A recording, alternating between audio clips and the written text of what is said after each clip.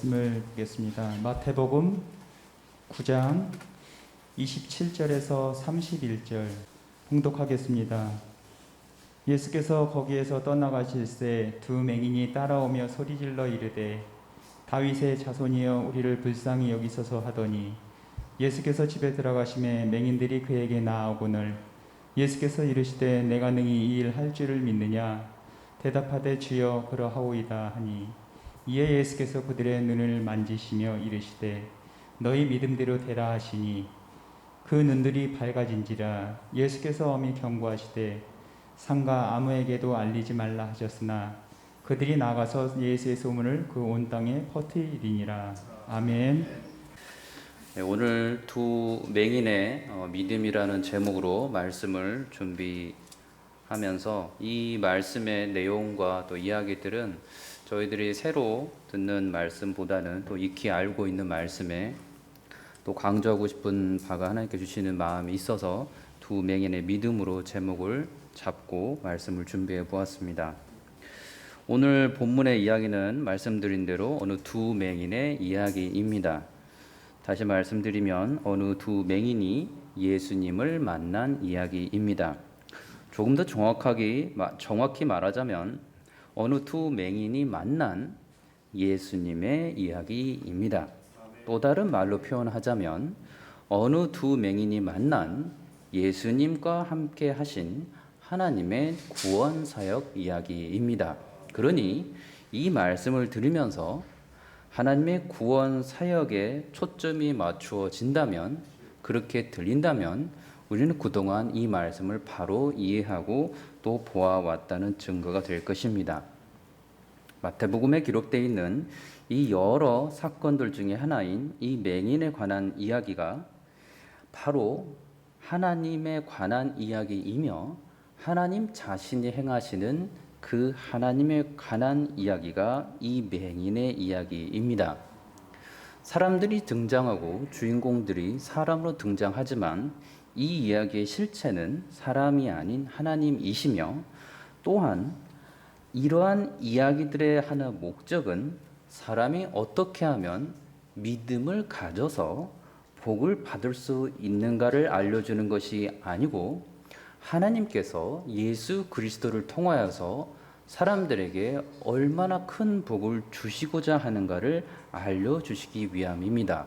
그러니 이 말씀을 들으며 내 믿음이 굳건하여져서 내가 무엇인가를 더 잘 할 수 있게 해달라고 기도해 왔다면 그는 성경에 뭔가 잘못 해석을 하고 있는 것이며, 이 말씀을 그동안 읽고 또 듣고 묵상하는 가운데 이 믿음의 주이신 하나님에 대해서 더 알고자 하는 마음이 커져가고 그 믿음의 실체이신 하나님을 더 붙들고자 하는 마음이 커졌다면 우리는 이 말씀을 바로 이해하고 있었던 것으로 볼 수가 있습니다. 성경의 말씀은 사람이 하나님 없이 바르게 깨달을 수 있는 내용은 하나도 없습니다. 잠언과 같은 지혜서라 불리는 그 부분들조차도 하나님이 빠진다면 그 말씀의 한 구절 한 구절도 우리는 바로 이해할 수가 없습니다. 본문의 이야기도 그렇게 하나님 안에서 예수 그리스도로 거듭난 신자만이 이해할 수 있고 또 공감할 수 있고 또 그러한 참 신자만이 예수님이 하신 사역에 대해서 감격할 수 있는 복음이고 기쁜 소식이며, 또한 그러한 말씀과 기쁜 소식을 알려주는 책이 바로 오늘의 본문을 담고 있는 것입니다. 요한복음 8장 45절에 예수님께서 그 혼탁한 세상을 향하여서 친히 말씀하시기를 내가 진리를 말함으로 너희가 나를 믿지 아니하는도다. 내가 진리를 말하는데도 어찌하여 나를 믿지 아니하느냐. 하나님께 속한 자는 하나님의 말씀을 듣나니 너희가 듣지 아니함은 하나님께 속하지 아니하였음이로다. 아멘. 그렇기 때문에 여러분들이 지금까지 이 말씀을 듣고 하나님의 말씀과 그리스도를 바로 알았다면 하나님께 속한 자이니 그것만으로 우리는 이 예배 가운데 하나님께 큰 영광과 감사를 올려드릴 것입니다. 본문에서 크게 세 사람이 등장합니다. 한 분은 예수님이시며 다른 두 사람은 앞을 보지 못하고 있는 두 맹인입니다. 사건이 벌어지고 있는 것은 갈릴리 지역인데 그 전의 사건들이 우리는 8장, 9장을 통해서 계속해서 이어지고 있는 것을 알게 됩니다.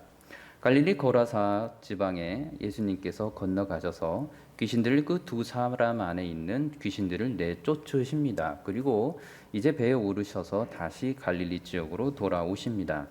이후에 예수님께서는 여러 기적들을 그 갈릴리 지방에서 베푸셨습니다. 침상에 누운 중풍병자를 고치셨고 세리 마태를 택하셔서 제자로 삼으셨으며 12해 동안 혈루증으로 앓는 여자의 병을 고쳐주셨습니다. 어느 관리의 죽은 딸을 살려주셨고 그리고 이 모든 예수님의 신기한 소문이 이 이스라엘 땅에 퍼지게 됩니다. 그리고 그 소문을 듣고 있던 이 두 맹인이 예수님을 만나게 되는 사건이 오늘의 환경 사건입니다. 예수님을 만나게 되는 이 맹인의 태도가 매우 적극적입니다. 27절에 따르면 예수께서 거기에서 떠나가실 때에 그 지방을 떠나가실 때에 두 맹인이 따라오며 소리 질러 이르되 다윗의 자손 예수여 우리를 불쌍히 여기소서라고 외칩니다. 맹인이기에 누군가를 만나기 위해서 그렇게 쉽게 걸음을 옮겨서 원하는 곳으로 빨리 가서 만나는 상황은 쉽지가 않습니다. 지금처럼 자가용이 준비되어 있는 것도 아니었고 특별한 복지 혜택이 있어서 그와 함께 길잡이를 할 수 있는 그 무언가가 있는 상황도 아니었기 때문에 지금 이 맹인들은 예수님께서 자신들이 있는 그 마을을 지나신다는 사람들의 소문과 웅성거림을 들었을 것입니다. 그때 지체하지 않고서 예수님께서 자신들을 지나쳐 버리고 떠나지 않기 위해서 예수님이 계신 곳을 향해서 소리를 높여서 간절히 예수님을 찾고 있습니다. 그들은 이미 예수라는 사람이 매우 특별한 능력을 가지고 있고 그분이 하나님께로부터 오신 분이며 메시아이신 것 같다는 소문을 들었을 것이고 그러한 소문이 그들의 마음 가운데 어느 날부터 믿어지기 시작하였을 것입니다. 갈릴리에서 사람들의 질병을 고치셨다는 소문을 들었고 귀신들을 내쫓고 있다는 소문도 들었습니다. 온갖 기적들을 베풀어 주고 사람들을 가리지 않고 그 은혜를 그 복을 주시고 있다는 소문도 들었습니다. 그러니 이 맹인들은 사회에서는 인정받지 못하고 존중받지 못하고 연약한 자로서 사회의 약자로서 지내고 있지만 자신들이 예수님을 만나게 되면 자신들이 그렇게 소문으로 들고 왔던 예수님이 분명한 그분이라면 그분은 자신들을 내쫓지 않고 반드시 만나서 다른 사람들의 질병을 고쳐주신 것처럼 자신들의 눈들 또한 뜨게 하여 주실 것이라는 믿음과 확신이 그들에게 들었을 것입니다. 그렇기 때문에 자신들이 살고 있는 그 동네에 예수님이 지나가시고 떠나려고 했을 때에 예수님을 놓칠 수가 없었던 것입니다. 여기서 우리는 두 맹인의 당연히 그런 간절함과 또한 적극적인 행동을 보게 됩니다. 그들의 모습에는 분명 다른 사람들과는 평범한 앞을 볼 수 있고 건강한 사람들과는 다른 그 특별한 소망이 보이고 열정이 보이고 지체 없이 행동하는 그 특별한 행동이 보입니다. 그들의 이러한 모습은 어떻게 나타난 것으로 보입니까? 이것을 두 맹인의 믿음이라고 한다면 그들의 믿음의 능력은 분명 남다르게 뛰어나 보입니다. 하나님의 은혜를 붙잡고 싶을 만큼 열정을 가진 믿음의 소유자 그리고 그러한 믿음으로 보입니다. 자, 이제 두 맹인의 간절하고도 이러한 확신에 찬 간절한 외침을 예수님께서는 들으십니다. 그리고 그들을 만나 주십니다. 그런데 그 과정에서 특이한 상황이 하나 벌어지고 있는 것은 예수님께서 두들의 그 외침을 듣고 계시는데 다른 데에서처럼 멈추어 서서 지나가시는 그 길에서 그들을 만나 주고 있지 않습니다. 예수님께서는 이 두 맹인이 자신이 그 길을 걸어가는 중에 그리고 목적지를 향해서 집을 향하는 그 중에 계속해서 자신을 따라오도록 하고 계시고, 집에 들어가서 그 머물고자 하실 때까지 이들이 예수님을 계속 외치면서 따라오도록 하십니다. 이들이 얼마나 예수님을 만나기 위해서 그 간절한 외침이 오래 지속되었는지는 알 수는 없습니다. 다만 이 두 맹인의 외침이 어떤 밤중에 사람들이 없는 조용한 가운데 들린 것이 아니었고, 길거리에서부터 집에 예수님께서 오실 때까지 이 맹인들의 간절한 그리고 확신에 찬 그 어떠한 내용의 외침은 그곳에 있던 모든 사람들이 충분히 들었던 간절한 외침의 목소리였습니다. 그들의 외침의 내용은 예수님, 다윗의 자손이시여 라고 외칩니다. 예수님의 그 정체성에 대한 믿음의 고백이 있습니다. 우리를 불쌍히 여기시고라는 고백이 있습니다. 예수님 앞에서 자신의 그 죄인됨과 그럼에도 불구하고 겸손히 그분께 나아가서 긍휼함을 달라는 간절한 외침이 바로 이 두 맹인이 말하는 외침의 내용입니다. 제자들을 비롯해서 많은 사람들이 예수님을 따라다녔고 그 예수님의 모습을 모두가 보았지만 그들 모두가 예수님을 간절히 기다리고 겸손한 마음으로 예수님께서 그들을 구원하여 주시기를 기다리며 따라다녔던 것이 아니었던 것을 안타깝지만 우리는 성경에서 수차례 알고 보게 됩니다.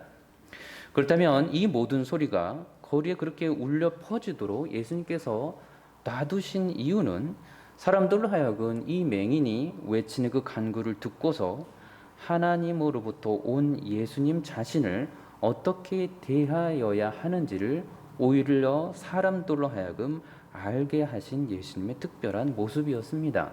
그럴 것이지 지금 이 예수님이 길 가는 중에 일부러 사회적인 약자인 두 맹인의 외침을 소홀히 여기고 있다거나 자신의 사역이 바빠서 그 사역에 미처 그 가운데 끼기 어려운 이 두 맹인을 무시하고 있다거나 육신의 피로를 휴식을 먼저 취하기 위해서 걸음을 빨리 옮기고 계신 것이 아니라는 사실입니다. 맹인들의 믿음이 확고한 만큼 그들의 목소리와 외침에는 분명히 주저함이 없다는 것을 사람들은 듣고서 느끼고 있었고 그 분명한 외침 속에 사람들은 분명한 어떤 특별한 자극을 지금 받고 있었던 것입니다. 그러니 이런 그들의 모습은 훌륭한 믿음의 행위로 보입니다. 이제 사람들은 두 맹인이 그 훌륭한 믿음을 가진 것처럼 보이는 그 맹인이 예수님을 다윗의 자손이라고 외치며 그토록 기다리던 하나님의 사람이 오셔서 자신을 불쌍히 여겨달라는 자비를 베풀어 달라는 그런 간구를 모두가 듣게 됩니다. 이러한 그들의 간구에는 사실 이스라엘 백성들에게 그들이 선지자들이 외쳤던 그 하나님의 자비하신 그 하나님의 모습이 떠올랐을 것입니다. 저분 예수께서 하나님이 보내신 참 선지자라면 그토록 기다리던 다윗의 자손으로 오실 그분 메시아, 그분 그리스도라면 하나님께서 자비하신 하나님이시라고 하신 것처럼 저분도 하나님처럼 자비하심을 저 두 맹인에게 베풀어 주실 것이라는 기대와 생각을 하였을 것입니다. 시편 18편 25절에 자비로운 자에게는 주의 자비로우심을 나타내시며 완전한 자에게는 주의 완전하심을 보이신다라고 노래합니다. 시편 111편 4절에서도 그의 기적을 사람이 기억하게 하셨으니 여호와는 은혜로우시고 자비로우시다라고 노래합니다. 출애굽기 34장 6절에서도 여호와께서 그의 앞을 지나시며 선포하시되 여호와라 여호와라 자비롭고 은혜롭고 노하기를 더디하고 인자와 진실이 많은 하나님이라라고 알려주십니다. 그러니 예수님께서 그 선지자라면 그 메시아라면 하나님이 이스라엘의 그 조상들을 구원하여 주시고 자비로운 그 마음으로 그들에게 인애를 베풀어 주시고 지켜주셨던 것처럼 이 예수라는 사람도 분명히 이 맹인을 고쳐주실 자비를 베풀어 주실 것이라는 것을 사람들은 이 맹인들의 외침을 듣고서 기대하였을 것입니다. 자비하신 그 예수님께서 그들이 알던 하나님처럼 그 자비를 베풀어 주시는 상황을 성경은 이렇게 묘사합니다. 28절에 예수께서 집에 들어가매 맹인들이 그에게 나아오거늘 예수께서 이르시되 내가 능히 이 일을 할 줄을 믿느냐 대답하되 주여 그러하오이다 하니, 사람들은 이제 맹인들의 예수님을 향한 굳건한 마음 자세도 들었고 매우 특별하게 그 예수님을 향하여 갖고 있는 확실한 믿음도 알게 되었습니다. 마음과 생각과 뜻을 다 알고 계신 예수님께서 지금 이 두 맹인에게 의심할 만한 것이 있어서, 그래서 확인해야 할 것이 먼저 있어서 그들을 고쳐주시기 전에 그들의 입으로 대답을 듣고자 하신 것이 아니었음을 우리는 분명히 알 수가 있습니다. 사람들 앞에서 예수님을 향하여 이 두 맹인이 말하고 보이고 있는 믿음의 겸손하고도 간절한 태도를 그들 자신들뿐만 아니고 뭇 사람들에게도 지금 보여주고 있습니다. 예수님은 이미 그러한 모든 것을 다 알고 계시는 하나님으로서 찬양받기에 합당하신 분이십니다. 로마서 9장 5절에 그리스도가 그들에게서 나셨으니 그는 만물 위에 계셔서 세세의 찬양을 받으실 하나님이시니라 아멘이라고 고백합니다. 그 하나님에 대해서 시편 기자는 여러 번 반복해서 찬양하는데, 특별히 113편 3절에 해 돋는 데에서부터 해 지는 데까지 여호와의 이름이 찬양을 받으시리로다라고 노래합니다. 그렇다면 하나님이신 인자로 오신 예수님은 영원토록 찬양받기에 합당하신 모든 것을 다 알고 계신 하나님이시며 그들에게 구원을 주실 만한 충분한 능력이 있으신 하나님이시며 그들의 죄 사함을 주실 수 있는 하나님이시며 그러한 찬양받기에 합당하신 하나님이심을 지금 알 수가 있습니다. 그런데 이러한 사실을 알았던 사람들은 예수님을 찬양하였고 믿고 따랐지만, 이 사실을 받아들일 수 없었던 사람들은 예수님을 배척하였습니다. 이 사실을 알았던 사람들은 예수님을 그리스도로 인정하며 자신들을 구원하여 주실 분임을 알았기에 예수님을 찬양하였습니다. 그러나 그들의 눈으로, 그들의 두 귀로 의심할 수 없이 예수님의 그 손과 말씀을 통해서 나타나는 그 많은 기적들과 권세 있는 천국 복음을 듣고서도 여전히 예수님을 하나님의 그 보내신 분으로 인정하지 아니하고 믿지 않고 거부하는 사람들이 있었습니다. 그들에게는 예수님을 믿으면서 찬양받기에 합당하신 하나님 예수 그리스도가 아니었고, 그러한 자들에게 예수님은 감히 하나님을 자신과 동일시 여기는 신성모독으로 죽어 마땅한 죄인이었을 뿐입니다. 그러니 지금 이 두 맹인이 예수님을 향하여 보이고 있는 믿음의 모습은 찬양받기에 합당하신 하나님 예수님으로 지금 보고 있는 것이며, 그러한 예수님께서는 그 믿음을 가진 맹인들에게 기적을 베풀어 주고 계신 것입니다. 29절 이하에 예수께서 그들의 눈을 만지며 이르시되 너희 믿음대로 되라 하시니 그 눈들이 밝아진지라. 여호와께서 경고하시되 삼가 아무에게도 알리지 말라 하셨으니 그들이 나가서 예수의 소문을 그 온 땅에 퍼뜨리니라. 여기서 예수님께서 먼저 이들에게 너희 믿음대로 되라라고 말씀하십니다. 예수께서 말씀하신 두 맹인의 믿음을 살펴보고자 하는데, 먼저로는 이 두 맹인들이 스스로 분명한 확신에 차서 예수님께서 자신들의 눈을 뜨게 하여 주실 것이라는 믿음이 있었던 것을 보게 됩니다. 이러한 그들의 믿음은 예수님을 따라다녔던 수많은 무리들 모두가 가지고 있었던 믿음이 아니었습니다. 이스라엘 백성들이 광야에서 40년 동안을 하나님의 그 광대한 역사하심을 보게 되었습니다. 낮에는 구름 기둥으로, 밤에는 불 기둥으로, 또는 그들을 원수들로부터 지켜주셔서 먹을 것도 주시고 쉴 것도 주시고 자녀들의 축복까지도 그들은 입을 수가 있었습니다. 그러한 하나님을 경험했습니다. 그러나 그러한 모든 순례의 여정 속에서도 이스라엘의 백성들은 하나님의 택하심을 입은 자 지도자 모세를 향하여 대적하고 성경은 이를 이스라엘 백성들이 하나님을 대적하였다라고 책망합니다. 모든 상황 속에서 그러나 하나님의 부름을 받았던 그 모세는 하나님을 향한 굳건한 믿음을 저버리지 않고 끝까지 흔들리지 않았으며 이스라엘 백성들에게는 신앙인의 본이 되었고 하나님께서는 그를 구원의 도구로서 그의 온 일생을 사용하셨습니다. 12명의 정탐꾼들의 보고를 듣고서도 많은 이스라엘 백성들은 거부하고 다시 애굽으로 돌아가려 하였지만 여호수아와 갈렙은 하나님을 향한 그들의 믿음을 지켰고 이는 하나님께서 그 이후에 모세 이후에 그들을 사용하셔서 이스라엘 백성들을 계속해서 구원하고 원수들로부터 지키시는 하나님의 도구로서 사용하셨던 것을 보게 됩니다. 예수님께서 친히 선택하여 부르셨던 12명의 제자들 중에서도 모두가 예수님을 끝까지 따르지 않습니다. 가룟 유다는 끝내 버림받게 되었고 그러나 그 가운데 남은 11명의 제자들은 성경 기록된 대로 끝까지 예수님을 따르는 자로서 믿음을 지킨 자로서 하나님의 복음을 전하는 도구로서 일평생 남은 일생을 쓰임받는 축복을 받게 됩니다. 예수님께서 두 맹인에게 스스로 확인하도록 하시며 제자들과 사람들에게 알려주고자 하셨던 것이 이러한 예수님을 인정하는 믿음이었습니다.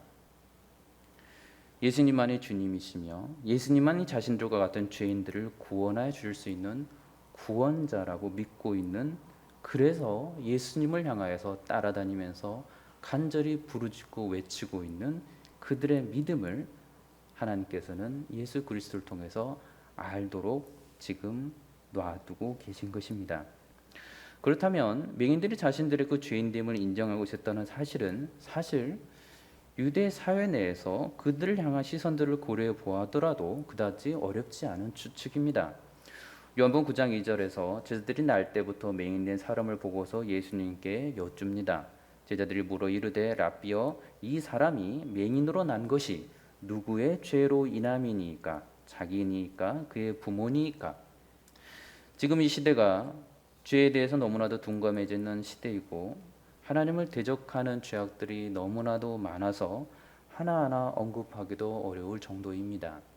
개인이 짓고 있는 죄는 말할 것도 없으며 사회 집단적으로 하나님을 대적하고 공공연히 그 인간 자신을 우상화하고 세상에 속한 많은 것들로 자신들의 신으로 삼아 섬기고 있는 이 땅의 그 죄악들을 하나하나 거론해서 지켜본다면 이 세상은 지금이라도 당장 완전한 멸망으로 치달아도 아무런 이상이 없을 시대입니다.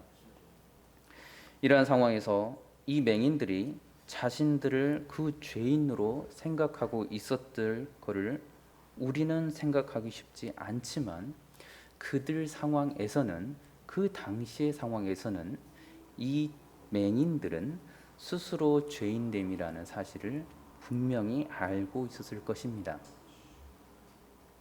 그렇기 때문에 사람들은 자신들 가까이 오지 아니려 하는데 예수님께서 그들의 간청에 귀를 기울이시고 그들의 눈에 손을 대셨을 때, 그들에게 가까이 가셨을 때 그들이 느끼기에 예수님께서 자신을 정말로 만나주고 계신다는 것을 그들이 알았을 때에 이미 그것만으로도 이들은 참된 기쁨과 감사가 그들의 마음에서부터 우러나오기 시작했을 것입니다.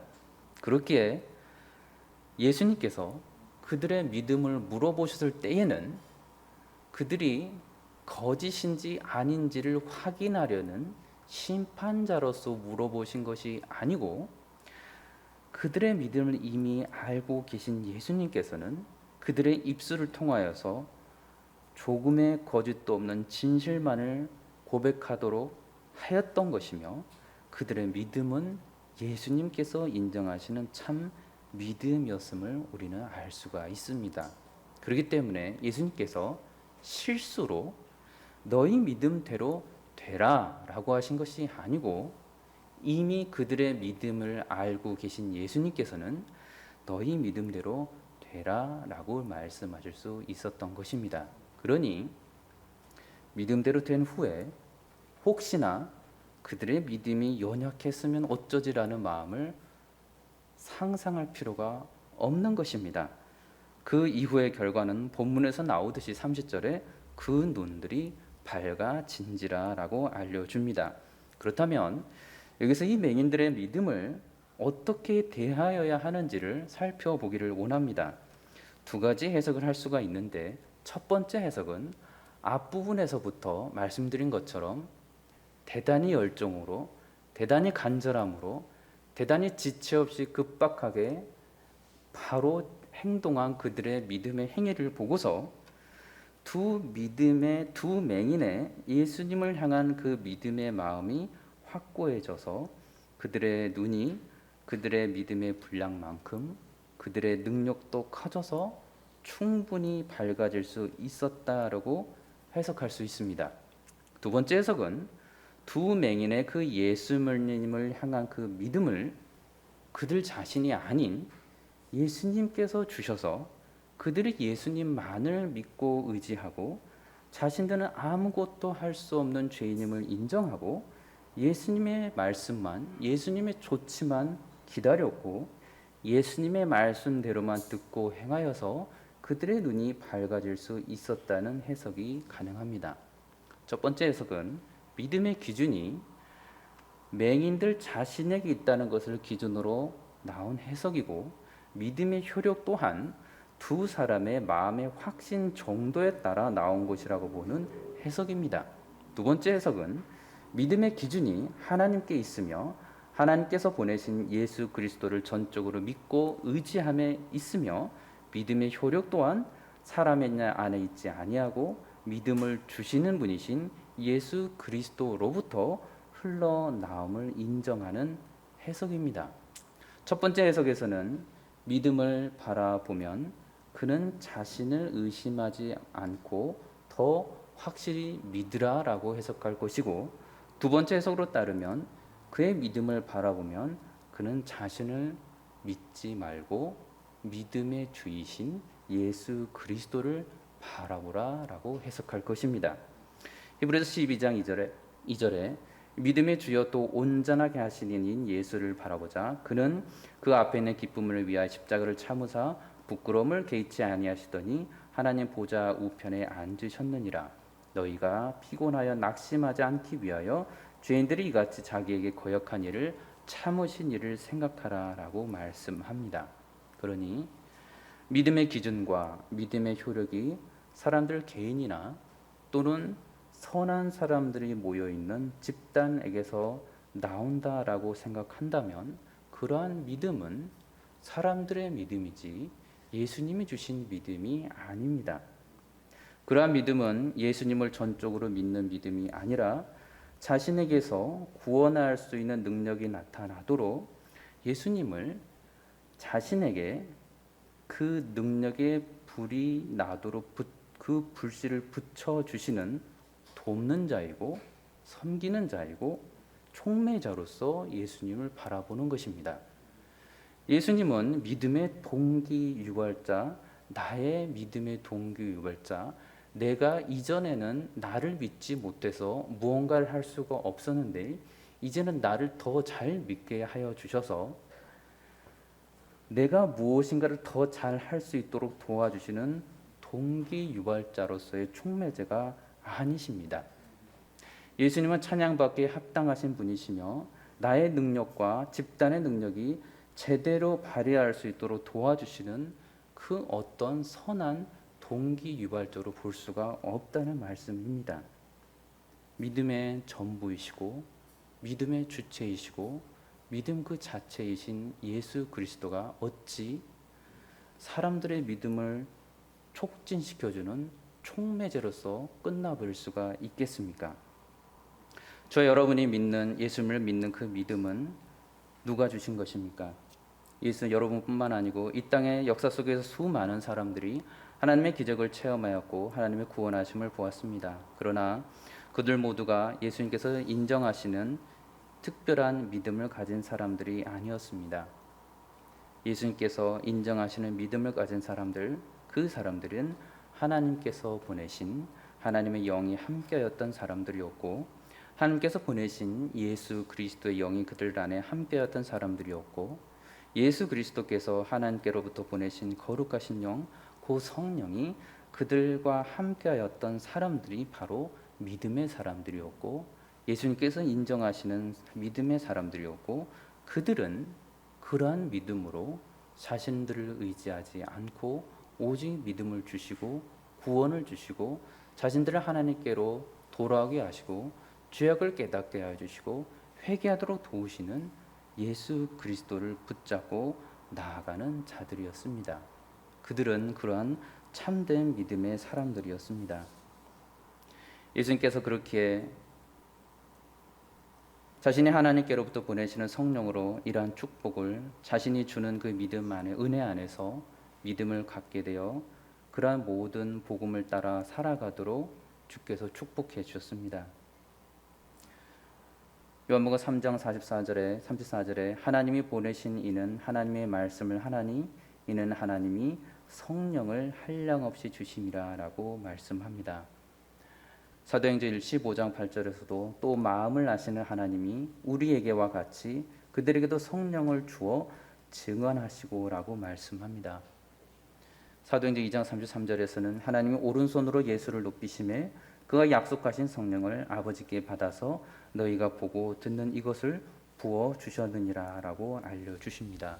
그렇게 예수님께서 주시는 성령으로 인하여서 하나님의 말씀이 들리고 하나님을 향한 믿음이 생기고 하나님께서 자신들을 죄인으로부터 구원하여 주시고 그 구원하여 주시는 그 은혜가 참으로 놀랐다는 것을 계속해서 스스로 알고 또한 계속해서 전하도록 하는 그 믿음을 예수 그리스도께서는 하나님의 사람들에게 성령으로 계속 알게 하여 주십니다.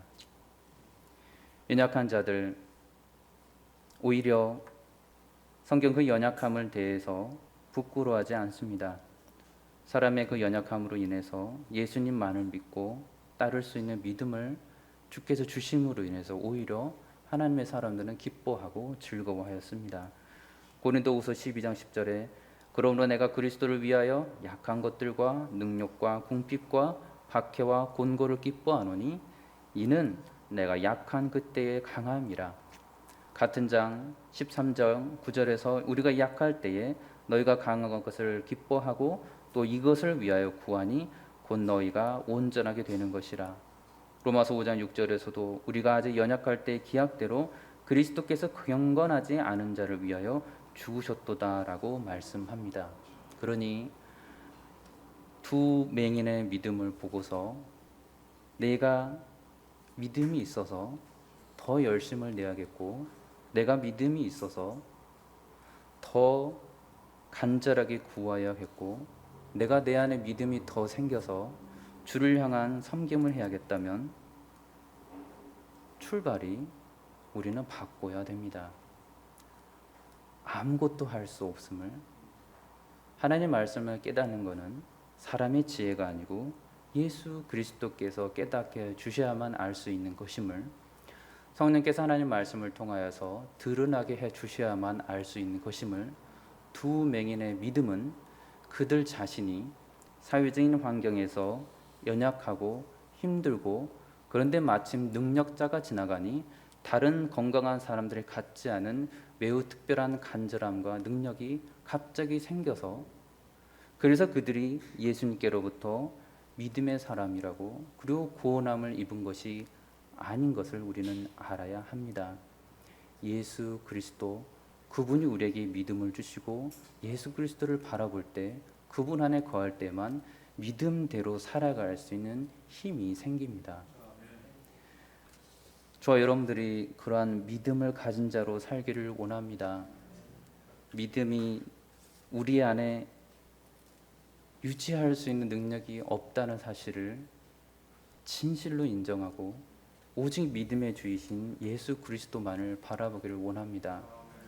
그때부터 예수님께서 우리 지정의를 사용해서 주시는 놀라운 거룩을 행할 수 있는 능력, 예수님께서 우리에게 주시는 죄를 이길 수 있는 능력, 예수님께서 믿는 우리를 통하여 주시는 예수님의 특별한 하나님의 구원 사역을 전할 수 있는 능력, 하나님의 말씀의 복음을 저 사람들이 깨달은 게 아니라 나도 알고 나도 공감하고 나도 마음과 힘과 뜻과 생명을 다하여 전할 수 있고 그처럼 거룩하게 살아가고자 하는 마음이 간절해지는 것, 그러한 믿음의 사람으로 저와 여러분들이 살아가기를 원합니다. 그래서 남은 평생 하나님의 사람들이 그토록 주님께 복음의 도구로 쓰임받았던 것처럼 저와 여러분도 주께서 우리를 부르시는 그날까지 주의 복음을 전하는 도구로 평생 쓰임받으며 오직 예수님을 찬양하고 경배로 올려드리며 하루하루를 살아가는 복된 인생이 되시기를 우리 주 예수 그리스도 이름으로 축원합니다. 기도하겠습니다. 거룩하신 아버지 하나님, 끊임없이 인간들 자신은 믿음을 주께서 주심에도 불구하고 내 것으로 삼고 내 능력으로 무엇인가를 하고자 하는 교만함으로 그 유혹으로 가득 차 있음을 고백하오니 주여 저희를 불쌍히 여기사 늘 믿음을 허락하여 주시고 주님 안에서만 주님의 사역을 감당할 수 있음을 겸손히 고백하고 늘 죄로부터 떠날 수 있는 힘을 달라고 기도하고 늘 거룩하게 살아갈 수 있는 힘을 달라고 기도하며 우리의 지정의를 사용하셔서 정말로 기도대로 놀랍게 죄를 이기게 하시고 거룩하게 살도록 하시고 그러한 복음을 전하도록 하시고 복음에 따라 살도록 하시는 예수님을 계속해서 감사하며 찬양하며 주님을 그렇게 바라보며 살아갈 수 있는 은혜를 더하여 주시옵소서. 감사드리며 예수 그리스도 이름으로 기도드리옵나이다. 아멘.